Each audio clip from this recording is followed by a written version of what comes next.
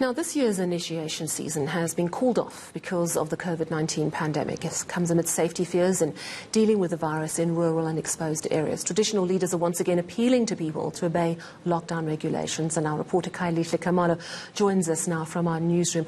Good evening, Kaya. Now, what exactly is the House of Traditional Leaders saying? Well, Sally, it's a very unprecedented step that the traditional leaders have taken.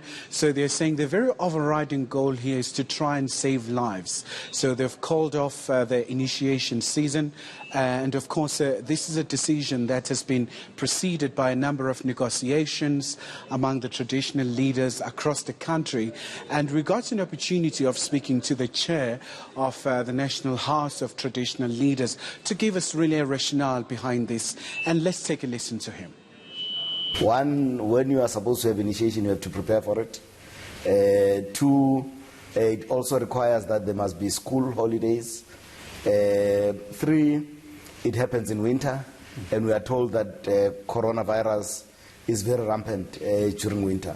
So our call for that suspension, it was mainly around that we wanted to save lives, and we believe that as a sector we ought to be responsible leaders and take that decision. Now, Kaya, what about the illegal initiation schools? I mean, really, this is an issue of criminality, but what are the authorities there, the traditional authorities, saying about that? Precisely, it is an issue of criminality, Sally. So they've made a very clear message that anyone who will be operating at this particular time will be deemed as an illegal institution. So people should not really hesitate to approach the law enforcement agencies. And we know that this is a massive challenge, especially in a province like the Eastern Cape. From time to time, we've seen quite a number of fatalities recorded. And once again, Sally, let's have a listen to the chair reaffirming the message. People are appreciating the stance that the institution has taken. It will also allow us to be able to clamp down on those that have been running illegal schools. Anyone that is caught having opened a school during this time when we are saying it is suspended, we call on the law enforcement officers to take the full might of the law against that person and make sure that person is arrested, because that person should be charged for attempted murder. Because that's what they would have done to the young men that would be going to initiation schools.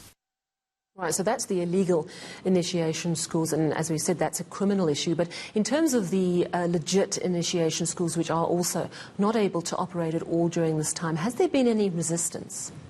Well, at this point, Sally, out of 9 provinces, so far there is a unanimous decision amongst the 8 provinces.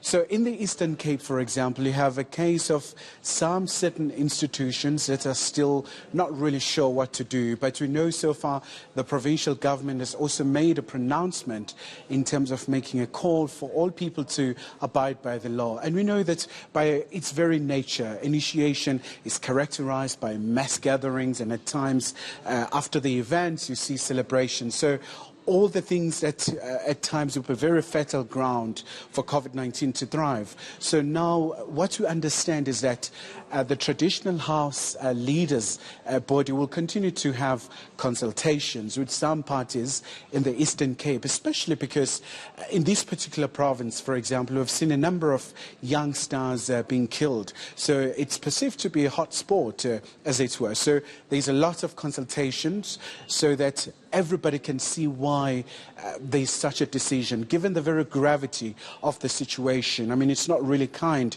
to forgo a very time-honored culture or a tradition, but it's important for them to really understand why the country is undergoing such a process. Yes, thank you so much for that insight into what's happening around initiation this season. Our reporter there, Khayelihle Khumalo.